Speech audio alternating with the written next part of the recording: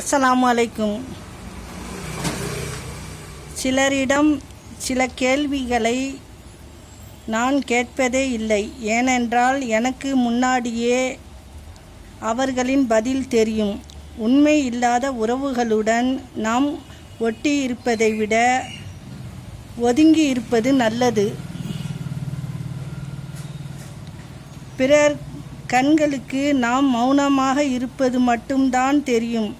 அந்த மௌனத்தின் எத்தனை வழிகள் இருக்கும் என்பது நம் உள்ளத்திற்கு மட்டுமே தெரியும். இந்த உலகில் யாரும் யாருக்காகவும் இல்லை என்ற உண்மை புரிந்துவிட்டால் வாழ்வில் பல வழிகள் இல்லாமல் போய்விடும்.